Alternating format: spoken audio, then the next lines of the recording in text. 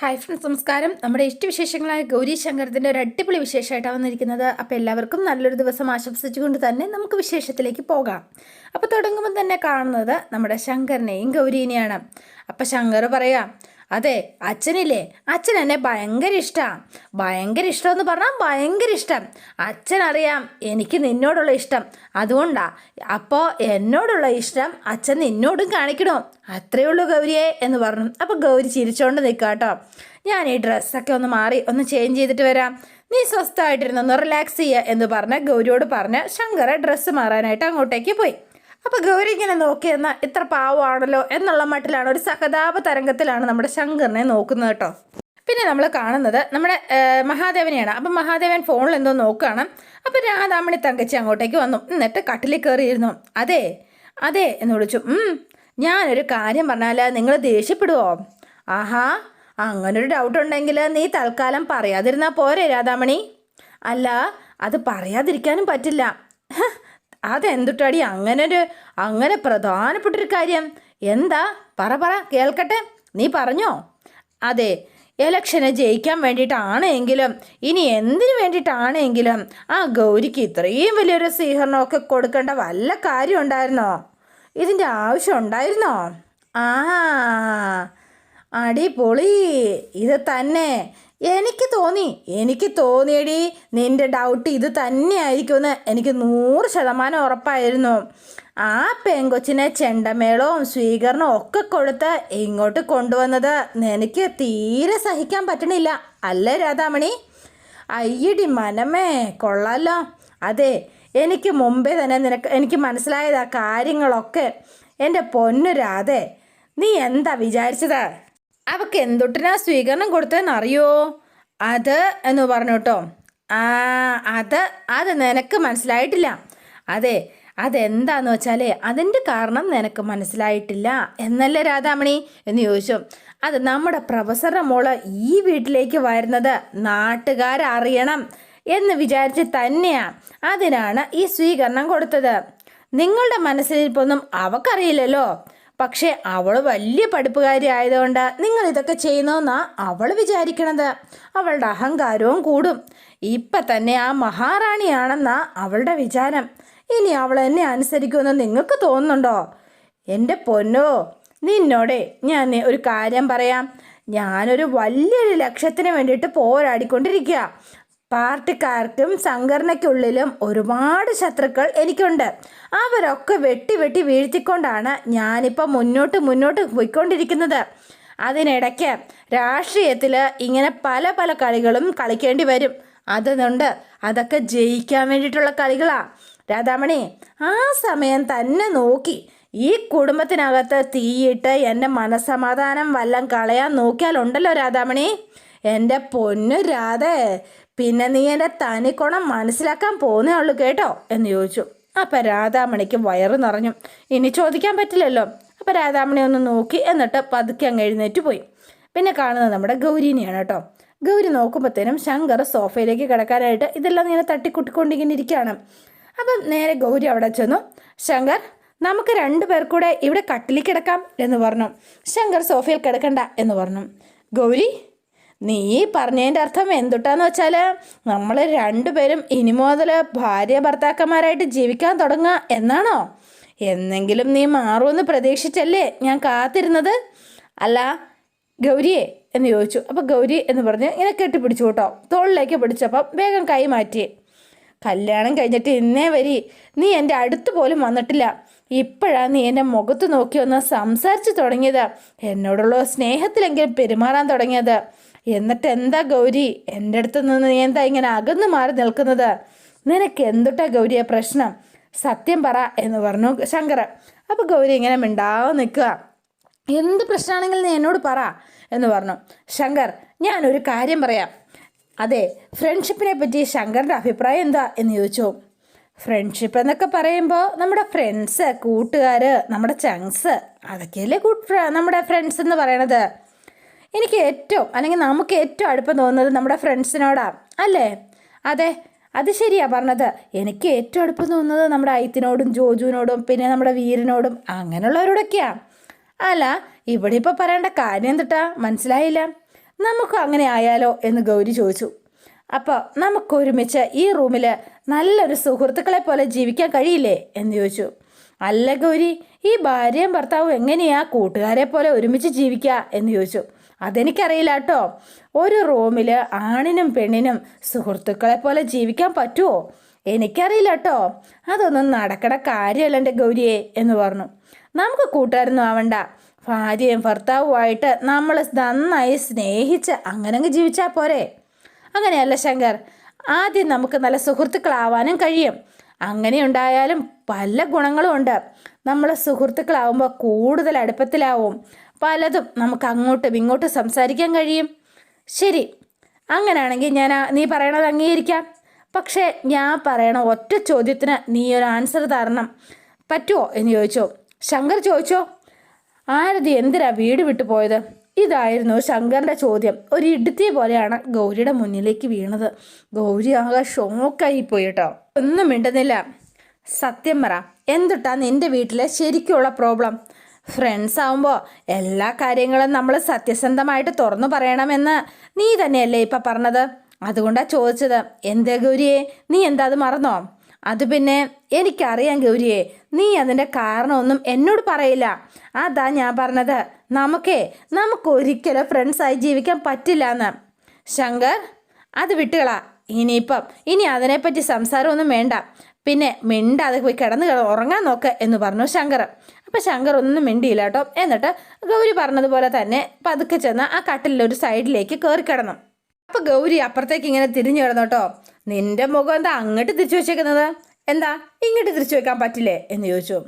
നമ്മൾ നല്ല ഫ്രണ്ട്സ് അല്ലേ, അപ്പം ഇങ്ങോട്ട് നോക്കിയല്ലേ കിടക്കേണ്ടത് എന്ന് ചോദിച്ചു. അപ്പം പിന്നെ ഗൗരി വേഗം തന്നെ തിരിഞ്ഞു കിടക്കണം. ഇങ്ങോട്ട് നോക്കി കിടന്നാൽ നിനക്കെന്താ കുഴപ്പം എന്ന് ചോദിച്ചു. അപ്പോൾ വേഗം തന്നെ തിരിഞ്ഞ് നമ്മുടെ ശങ്കറിൻ്റെ മുഖത്ത് നോക്കി കിടക്കണം. ശങ്കർ ആൾ ഭയങ്കര ഹാപ്പി ആയിട്ടോ.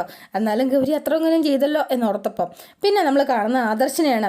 അപ്പോൾ എങ്ങനെയെങ്കിലും നേരം വെളുത്തിട്ട് വേണിയുടെ അടുത്തേക്ക് എത്താനുള്ളൊരു വ്യഗ്രതയാണ് ആദർശിന്. അപ്പോൾ ആദർശ് കിടന്നിട്ട് വേഗം ചാടി എഴുന്നേറ്റു. എന്നിട്ട് ഫോൺ എടുത്തിട്ട് വേണിയുടെ ഫോണിലേക്ക് വിളിക്കുകയാണ്. പുള്ളി നല്ല ഉറക്കത്തിലാണ്. ഈ പാതിരാത്രിക്ക് ഇതാരാണോ ഈ വിളിക്കുന്നത് എന്ന് പറഞ്ഞാൽ വേണി ആകെ കലി പൂണ്ട് ചാടി എഴുന്നേക്കുകയാണ്. ഫോൺ കണ്ടില്ല. അപ്പോൾ ഫോൺ അവിടെ ഇരിപ്പുണ്ട്. അപ്പോൾ നോക്കുമ്പോഴത്തേനും നമ്മുടെ ആദർശാണ്. ഞെട്ടിപ്പോയി വേണി കേട്ടോ. നമ്മുടെ മത്താപ്പാണല്ലോ, ഇതെന്തിനാണാവോ ഈ സമയത്ത് വിളിക്കുക? ഈ റൊട്ടിക്കിടാവിൻ്റെ ഈ ടൈമിൽ വിളിക്കണത് വന്നിരിക്കുന്നു. അപ്പോൾ കട്ടാക്കി വേണി. അപ്പോൾ ആദർശ കട്ടാക്കിയല്ലോ, എന്നാൽ പിന്നെ ഒന്നുകൂടെ വിളിക്കാം എന്ന് പറഞ്ഞു ഒന്നുകൂടെ വിളിച്ചു. അപ്പോൾ വേണി വീണ്ടും അതെടുത്തിട്ട് അങ്ങ് കട്ടാക്കി കേട്ടോ. അപ്പോഴത്തേനും ആദർശിന് കാര്യമൊക്കെ മനസ്സിലായി, തന്നോടുള്ള കലിപ്പാണ് ഈ കട്ടാക്കുന്നതിനുള്ള കാരണമെന്നൊക്കെ. അപ്പോൾ ആദർശ് പതുക്കെ വോയിസ് മെസ്സേജ് ഇടുകയാണ്. വേണി, നാളെ ഞാൻ തൃശ്ശൂർക്ക് വരുന്നുണ്ട് കേട്ടോ, നിന്നെ കൂട്ടിക്കൊണ്ട് വരാനായിട്ട്. നിനക്ക് ഗുരുവായൂരും അതിരപ്പള്ളിയിലും ഒക്കെ പോകണമെന്ന് നീ പറഞ്ഞിരുന്നില്ലേ? അതെ, എവിടെയൊക്കെയാണ് പോകേണ്ടതെന്ന് വെച്ചാൽ നീ ഒന്ന് പ്ലാൻ ചെയ്തോ. നമ്മൾ അവിടെയൊക്കെ പോയി നമുക്ക് അടിച്ച് പൊളിച്ചിട്ട് നമുക്ക് തിരുവനന്തപുരത്തേക്ക് വരാം എന്ന് പറഞ്ഞ് ആദർശ് ഒരു വോയിസ് മെസ്സേജ് ഇട്ടു. പക്ഷേങ്കിൽ ആ വോയിസ് മെസ്സേജ് നോക്കിയതേ ഇല്ല കേട്ടോ വേണി. എന്നിട്ട് വേണി അങ്ങ് കിടന്നുറങ്ങുകയാണ്. മനസ്സിലായി. അപ്പോൾ നോക്കിയിട്ടില്ല അല്ലേ? എന്നോട് ഇത്രയും ദിവസം ഞാൻ വിളിക്കാത്തതിൻ്റെ പിണക്കമല്ലേ? സാരമില്ല, നിൻ്റെ ഈ കുഞ്ഞിപ്പിണക്കം നാളെ തന്നെ മാറിക്കോളൂ കേട്ടോ. നാളെ ഞാൻ മാറ്റിയെടുത്തോളാം എന്ന് പറഞ്ഞ് ആദർശ് ഇങ്ങനെ കാത്തിരിക്കുകയാണ്. പിന്നെ കാണുന്നത് നമ്മുടെ ശങ്കരനെയാണ്. അപ്പോൾ ഗൗരി ഇങ്ങനെ ഉറങ്ങുന്നത് നോക്കിയിരിക്കുക ആശാൻ. ഗൗരി, നിനക്ക് എന്നെ ഇഷ്ടമാണെന്ന് ഒരുപാട് ഇഷ്ടമാണ്, പക്ഷേ നീ ഒരിക്കലും അത് പുറത്ത് കാണിക്കില്ല. അതും എനിക്കറിയാം. എന്തൊട്ടിനാ ഗൗരി ഈ ഒളിച്ചുകളി? അതിൻ്റെ ആവശ്യമുണ്ടോ? എത്ര ദിവസം നമ്മളിങ്ങനെ മുന്നോട്ട് പോകുമെന്ന് ഞാനൊന്ന് നോക്കട്ടെ കേട്ടോ എന്ന് പറഞ്ഞോണ്ട് അപ്പം ഗൗരി ഇങ്ങനെ തിരിഞ്ഞു കിടന്നപ്പോഴത്തേനും പുതപ്പെല്ലാം വലിഞ്ഞ് താഴോട്ട് പോയി കേട്ടോ. അപ്പം ഇത് കണ്ടിട്ട് ശങ്കർ വേഗം തന്നെ ആ പുതപ്പ് വലിച്ച് ഗൗരിയുടെ ദേഹത്തേക്ക് ഇട്ട് കൊടുക്കാം. ഇതുകൊണ്ട് ഗൗരി ഷോടി എഴുന്നിട്ട് എന്താ ശങ്കർ എന്താ കാണിക്കണത് എന്ന് ചോദിച്ചു. എന്താ ഗൗരി, പേടിപ്പിക്കണ സ്വപ്നം വല്ല നീ കണ്ടോ എന്ന് ചോദിച്ചു. ഹായ്, എന്തിനാ നീ എന്നെ ഇങ്ങനെ തുറച്ചു നോക്കണത്? ഇത് ഞാനാ, നിന്റെ സ്വന്തം കെട്ടിയവൻ ശങ്കർ മഹാദേവൻ, മനസ്സിലായോ? ശങ്കർ എന്താ ചെയ്യാൻ പോയത് എന്ന് ചോദിച്ചു. ഞാൻ പറയുന്നത് എന്താ ശങ്കറിനൊന്നും മനസ്സിലാവാത്തത്? ഈ ഉറക്കപ്പിച്ചിൽ ഇവൾ എന്തൊട്ടൊക്കെ ഈ പറയണത്? ഞാൻ നിന്നെ എന്തെങ്കിലും നിർബന്ധിച്ചോ? നിന്റെ ഈ ബഹളം കേട്ടാലേ ഞാൻ നിന്നെ എന്തോ ചെയ്തു എന്നല്ലേ തോന്നുള്ളൂ. എന്താ പുതപ്പ് മാറിക്കിടക്കണം കണ്ടപ്പം നിനക്ക് തണുക്കുമെന്ന് വിചാരിച്ച ആ പുതപ്പ് നേരിട്ട് തന്നതാണോ ഞാൻ ചെയ്ത കുറ്റം? നിനക്കതിൻ്റെ തെറ്റായിട്ടാണോ തോന്നുന്നത്? എന്ത് കഷ്ടമാണ് ഗൗരിയെ. ശങ്കറേ, നിങ്ങൾ എന്നെ പുതപ്പിച്ച് തരാനൊന്നും അല്ല ശ്രമിച്ചത്, അതെനിക്ക് നന്നായി അറിയാം എന്ന് പറഞ്ഞു. നോക്കൂ ശങ്കർ, ദേ നിങ്ങളോട് ഞാൻ പലതവണ പറഞ്ഞതല്ലേ, നമുക്ക് ആദ്യം നല്ല സുഹൃത്തുക്കളാവണം, അങ്ങനെ പരസ്പരം മനസ്സിലാക്കണം. ദേ ഉപദേശിക്കാനാണ് വേണ്ടിട്ടാ. നിന്റെ ക്ലാസ് എടുപ്പ് തൽക്കാലം വേണ്ടാന്നാ പറഞ്ഞത്. ഞാൻ പറയുന്നതൊക്കെ ശങ്കർ എന്തിനാ തെറ്റായിട്ട് എടുക്കുന്നത് എന്ന് ചോദിച്ചു. ശങ്കർ എന്താ എന്നെ മനസ്സിലാക്കാത്തത്? ഞാൻ പറയുന്നത് എന്താ മനസ്സിലാവാത്തത്? ഫ്രണ്ട്സ് ആവണമെന്ന് നീ പറഞ്ഞു. ഫ്രണ്ട്സ് ആവണം, ഇത് തന്നെ ശരി. എന്നാ പിന്നെ എത്ര ദിവസം ഈ നാടകം മുന്നോട്ട് പോവും? നമുക്ക് നോക്കാം. എൻ്റെ പൊന്ന് ഗൗരി, നീ എൻ്റെ ഭാര്യ ആവാൻ ഞാനിനി എത്ര ദിവസം കാത്തിരിക്കണം? ഇപ്പം രാത്രി ഒരുപാട് ലേറ്റായി. ഇനി നമ്മൾ തമ്മിൽ സംസാരിച്ച് വെറുതെ വലിയ വഴക്കാക്കണ്ട. മര്യാദയ്ക്ക് കിടന്ന് ഉറങ്ങാൻ നോക്ക്. ഗൗരി, നീ എന്നെ തെറ്റിദ്ധരിച്ചാട്ടോ. നിനക്ക് തണുക്കുമെന്ന് വിചാരിച്ച് ഞാൻ പുതപ്പിട്ട് തന്നാണേ.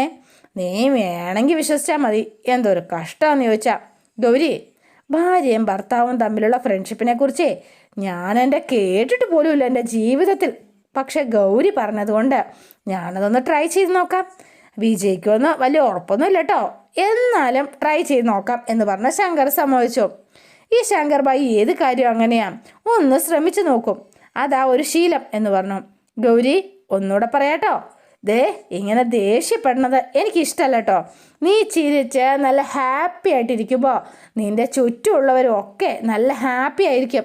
അതുകൊണ്ടാണ് നീ ദേഷ്യം പിടിക്കരുതെന്ന് ഞാൻ പല തവണ പറയണത്. ശരി, ഞാൻ ഇനി ദേഷ്യം പിടിക്കില്ല.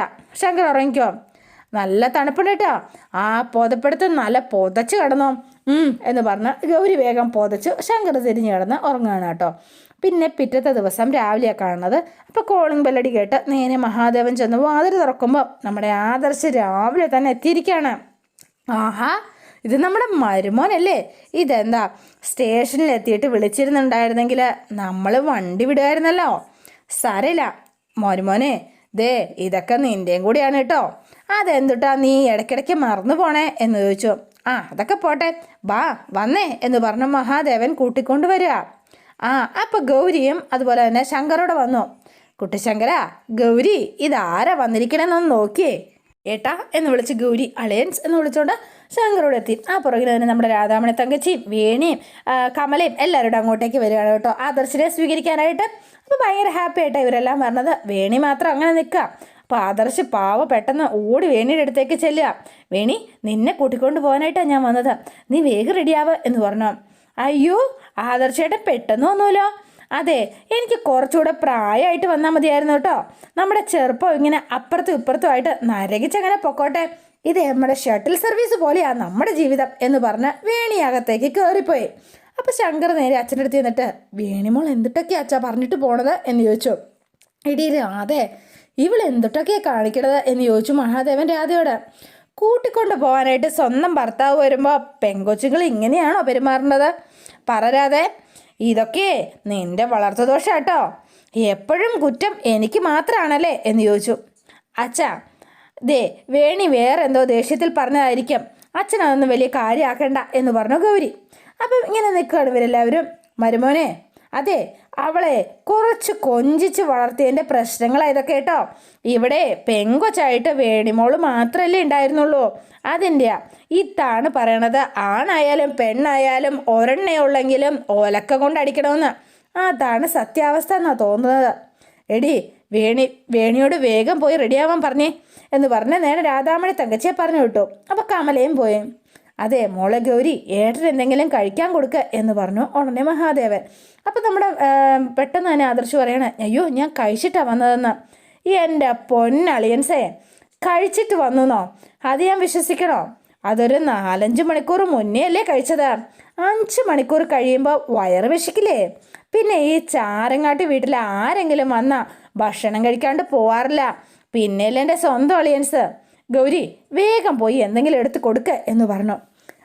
എന്നാൽ അളിയന്മാർ തമ്മിലേ മിണ്ടിയും പറഞ്ഞൊക്കെ ഇരിക്കട്ടോ, ഞാൻ ഇപ്പോൾ വരാട്ടോ, എനിക്ക് കുറച്ച് ഫോൺ വിളികളുടെ തിരക്കാണ്, അതൊന്ന് കഴിഞ്ഞിട്ട് ഞാൻ ഇപ്പം ഇങ്ങോട്ട് വരാട്ടോ എന്ന് പറഞ്ഞുകൊണ്ട് മഹാദേവൻ പതുക്കെ അങ്ങോട്ടേക്ക് പോയി. അപ്പോൾ ഗൗരി ഭക്ഷണമൊക്കെ വിളമ്പി കൊടുക്കുകയാണ് നമ്മുടെ ആദർശിന്. ആദർശ് ആൾ ഭയങ്കര ഹാപ്പി ആയിട്ടാട്ടോ വന്നിരിക്കുന്നതൊക്കെ. അപ്പോൾ ഗൗരിയോട് ചോദിക്കാം, ഗൗരി നിനക്ക് കുഴപ്പമൊന്നുമില്ലല്ലോ, നീ ഹാപ്പിയാണോ എന്ന് ചോദിച്ചു. എനിക്ക് കുഴപ്പമൊന്നുമില്ല എന്ന് പറഞ്ഞു. അല്ല, എന്നോടുള്ള ദേഷ്യത്തിന് വേണി നിന്നോടും വഴക്കടിക്കാറുണ്ടോ എന്ന് ചോദിച്ചു. എന്താ ആദർശേട്ടാ, എനിക്ക് കുഴപ്പമൊന്നുമില്ല എന്ന് പറഞ്ഞു. വേണി ഏട്ടനോട് അങ്ങനെ പെരുമാറിയതിൽ ആദർശേട്ടന് വിഷമമൊന്നും തോന്നരുത് കേട്ടോ. അതൊന്നും വേണിയുടെ തെറ്റല്ല. അവളുടെ ഭാഗത്തൊന്നും ചിന്തിച്ച് നോക്കിയാൽ അത് മനസ്സിലാവും എന്ന് പറഞ്ഞു. വേണിയെ കൂട്ടിക്കൊണ്ടു പോവാനായിട്ട് ആദർശേട്ടൻ ഇത്രയും നാൾ വരാതിരുന്നതിൽ എന്തുകൊണ്ടാണെന്ന് എനിക്കറിയാം. പക്ഷേ ധ്രുവനെക്കുറിച്ചോ അല്ലെങ്കിൽ വേണിയോട് അതൊന്നും പറയാനായിട്ട് ആദർശേട്ടന് കഴിയില്ല. സാരമില്ല ഗൗരി, വേണിയോട് ഞാൻ മറ്റെന്തെങ്കിലും കാര്യങ്ങൾ പറഞ്ഞോളാം എന്ന് പറഞ്ഞു. ബാങ്കിലെ തിരക്കുണ്ടാണെന്ന് പറയുമ്പോഴത്തേനും അവളത് വിശ്വസിച്ചോളും എന്ന് പറഞ്ഞു. അല്ല, ആദർശേട്ടൻ ചെയ്തതൊക്കെ എൻ്റെ സന്തോഷത്തിന് വേണ്ടിയിട്ടാണ്, അതെനിക്കറിയാം. എനിക്കിവിടെ ഒരു ബുദ്ധിമുട്ടും ഇല്ലാതിരിക്കാൻ വേണ്ടിയിട്ടാണ് ചെയ്തതെന്നും അറിയാം. ഇനിയും എൻ്റെയും ശങ്കറിൻ്റെയും ജീവിതത്തിനിടയിൽ ഏട്ടൻ്റെയും വേണിയുടെയും ജീവിതം പെട്ടുപോകരുത്. അതുകൊണ്ട് നിങ്ങൾക്ക് ഇനി പുതിയൊരു ജീവിതമാണ് വേണ്ടത്. അതുകൊണ്ടാണ് പറയണത്, ആദർശേട്ടൻ വേണിയെ മനസ്സ് തുറന്ന് സ്നേഹിക്കണം. അവളെ നിങ്ങൾ രണ്ടുപേരും നന്നായി ജീവിക്കുന്നത് എനിക്ക് കാണണം. ഗൗരി, നീ പറഞ്ഞു വരുന്നത് എന്താണെന്ന് എനിക്ക് മനസ്സിലായി. വേണിയെ കൂട്ടിക്കൊണ്ടു പോകാൻ തീരുമാനിച്ച് ഇങ്ങോട്ടേക്ക് വരുമ്പോൾ തന്നെ എൻ്റെ ഭാഗത്തുനിന്നുണ്ടായ തെറ്റുകൾ തിരുത്താനായിട്ട് ഞാൻ തയ്യാറായി കഴിഞ്ഞു ഗൗരി. ഇനി എൻ്റെ ഭാഗത്തുനിന്ന് അങ്ങനെ ഉണ്ടാവില്ല. ഇത്രയും കാലം ഞാൻ ചെയ്തത് തെറ്റാണെന്ന് എനിക്കറിയാം. ആ തെറ്റുകൾ തിരുത്തി ഇനിയെങ്കിലും നല്ലൊരു ഭർത്താവായിട്ട് എനിക്ക് ജീവിച്ചു തുടങ്ങണം എന്ന് ആദർശ് പറയാണ്. അപ്പോൾ ഗൗരി നമ്മുടെ വേണിയാണ് മറുകണ്ഠം ചാടിയിരിക്കണത്. അപ്പോൾ ദേ രാധാമണി തങ്കച്ചി ചെന്നടിക്കാണ്. വേണി, നീ വേഗം ഒരുങ്ങി അവൻ്റെ കൂടെ പോകാൻ നോക്ക്. ആ മത്താപ്പൻ്റെ കൂടെ പോകാൻ എനിക്ക് സൗകര്യമില്ല, ഞാൻ പോണില്ല. അമ്മ എന്തൊട്ട് ചെയ്യും എന്ന് ചോദിച്ചു. വേണി, നിനക്കൊന്നും മര്യാദയ്ക്ക് സംസാരിച്ചൂടെ? എന്ത് സംസാരമാണ്? അവൻ താഴെയുണ്ട്. നീ ഇങ്ങനെ ഒച്ചത്തി കിടന്ന് വിളിച്ചാൽ അവൻ കേൾക്കില്ലേ? കേൾക്കട്ടെ, കേട്ടാലേ എനിക്കൊരു ചുക്കുമില്ല. വേണി, അവൻ നിൻ്റെ ഭർത്താവാണ്. അത് മറന്നുള്ള സംസാരം നീ സംസാരിക്കരുത്. നിനക്കൊരു നല്ലൊരു ജീവിതം വേണ്ടേ എന്ന് ചോദിച്ചു. ഒരു ഭർത്താവ് വന്നിരിക്കുന്നു. അമ്മേ, അയാൾ വെറും റൊട്ടി കിടാവാണെന്നേ, അമ്പീസ് കിടാവ്. ഇപ്പം ഇതേ വന്നിരിക്കുന്നു എന്നെ കൂട്ടിക്കൊണ്ടു പോകാൻ. ഇവളെ ഞാൻ എങ്ങനെയാണ് ഈശ്വര പറഞ്ഞ് മനസ്സിലാക്കേണ്ടത് എന്ന് ചോദിച്ചിങ്ങനെ നിൽക്കുകയാണ് രാധ. അപ്പോഴാണ് അച്ഛൻ വരുന്നത്. വേണി മോളെ എന്ന് വിളിച്ച്. നീ ഇതുവരെ റെഡിയായില്ലേ? എന്താ മോളെ ഇത്? എന്താ രാധേ പ്രശ്നം? ഇവള് പോണില്ലെന്നാ പറയണത്. ആഹാ, അതെങ്ങനെ ശരിയാവുന്നത്? എന്താ വേണിമോളെ ഇത്? പോണില്ലെന്നോ? അങ്ങനെയാണോ? ദേ നോക്കിക്കേ, ഇങ്ങോട്ടത് നോക്കിയേ എന്ന് പറഞ്ഞു. അപ്പോൾ അങ്ങോട്ട് നോക്കുകയാണ് അച്ഛൻ്റെ മുഖത്തേക്ക്. ഇപ്പോഴേ കംപ്ലീറ്റ് പ്രോബ്ലംസും എല്ലാം തന്നെ അവസാനിച്ചു. ഇനി വേണിമോളായിട്ട് പുതിയ പ്രോബ്ലംസ് ഒന്നും ഉണ്ടാക്കരുത് കേട്ടോ. അച്ഛൻ്റെ വേണിമോളെ നല്ല ഹാപ്പി ആയിട്ട് മരുമോൻ്റെ ഒപ്പം പോകാൻ നോക്ക്. ചെല്ലുമോളെ, നീ എന്താ ആലോചിക്കണത്? നമ്മുടെ മരുമോൻ ചക്കൻ നിന്നെ കൂട്ടിക്കൊണ്ട് പോകാനല്ലേ വന്നിരിക്കണത്. പോവാൻ നിനക്ക് എന്തിട്ടാ തടസ്സം? അച്ഛാ, ഞാൻ ഇവിടെ നിൽക്കണത് അച്ഛന് ബുദ്ധിമുട്ടാ എന്ന് ചോദിച്ചു. ഹാ, എന്തുട്ടാ വേണിമോളെ ഈ പറയണത്? അച്ഛൻ അങ്ങനെയാണോ പറഞ്ഞത്? ഇത് നിൻ്റെയും കൂടെ വീടല്ലേ? പിന്നെ നിനക്ക് എത്ര കാലം വേണമെങ്കിലും നിനക്കിവിടെ നിൽക്കാം, അതിന് ഒരു തടസ്സവുമില്ല. പക്ഷേ ഒരു കാര്യമുണ്ട് കേട്ടോ വേണിമോളെ, നീ ഒരു കാര്യം അച്ഛൻ പറയുന്നത് മനസ്സിലാക്കണം. കല്യാണം കഴിഞ്ഞ പെൺകുട്ടികളെ സ്വന്തം വീട്ടിൽ തന്നെ സ്ഥിരം താമസമാക്കിയ അതിൻ്റെ നാണക്കേട് ആർക്കാ പറയാ? വേണിമോള് തന്നെ ഒന്ന് പറഞ്ഞേ. മോളുടെ ഈ അച്ഛന് മാത്രമാണോ ഈ കുടുംബത്തിന്? എൻ്റെ വേണിമോള് അങ്ങനെ ഒരു നാണക്കേട് അച്ഛനും കുടുംബത്തിനും വരണ്ടാക്കി തരരുത് കേട്ടോ. അച്ഛാ, അങ്ങനാണെങ്കിൽ ഞാനൊരു ഡൗട്ട് അങ്ങ് ചോദിച്ചോട്ടെ. എന്താ മോളെ ഡൗട്ട്? ചോദിക്ക്.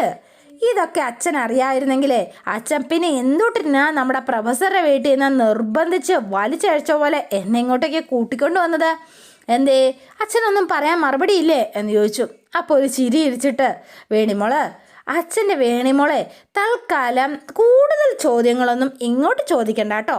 അച്ഛനെ അങ്ങോട്ട് പറയണത് മാത്രം മോളനുസരിച്ചാൽ മതി കേട്ടോ എന്ന് പറഞ്ഞു. അപ്പോൾ വേണി ഇങ്ങനെ നിൽക്കുക. നിന്നെ ആ പ്രൊഫസറുടെ വീട്ടിൽ നിന്ന് കൂട്ടിക്കൊണ്ട് വന്നത് അച്ഛനാണ്, അത് സത്യസന്ധമായ കാര്യമാണ്. ഇപ്പം കെട്ടിയോൻ്റെ ഒപ്പം പോവാൻ പറയുന്നതും അച്ഛനാണ്. എന്തേ, അത് മനസ്സിലായില്ലേ വേണിമോക്ക്? തൽക്കാലം അച്ഛൻ പറയണത് തൽക്കാലം കേട്ടച്ഛൻ മാത്രം മതി. കൂടുതൽ ചോദ്യങ്ങളൊന്നും ഇങ്ങോട്ട് വേണ്ട കേട്ടോ. മനസ്സിലായോ വേണിമോക്ക് എന്ന് ചോദിച്ചു. അപ്പോൾ വേണി ആകെ പെട്ട് നിൽക്കുകയാണ്. അപ്പോൾ രാധാമണി തങ്കച്ചിയുടെ മുഖത്തേക്കൊക്കെ നോക്കി ഇങ്ങനെ നിൽക്കുക. അതോടെയാണ് ഇന്നത്തെ വിശേഷം അവസാനിക്കുന്നത്. ഇനി നാളത്തെ വിശേഷം ഇതിലും ഗംഭീരമാണ്. അപ്പോൾ എല്ലാവരും വെയിറ്റ് ചെയ്യുക. നിങ്ങൾക്ക് ഇഷ്ടപ്പെട്ടുവെങ്കിൽ ലൈക്ക് ചെയ്യുക, ഷെയർ ചെയ്യുക. തൊട്ടടുത്ത് ആ ബെൽ ബട്ടൺ കൂടെ ഒന്ന് ഞെക്കുകയാണെങ്കിൽ ഞാൻ ഇടുമ്പോൾ തന്നെ നോട്ടിഫിക്കേഷൻ ലഭിക്കുന്നതായിരിക്കും.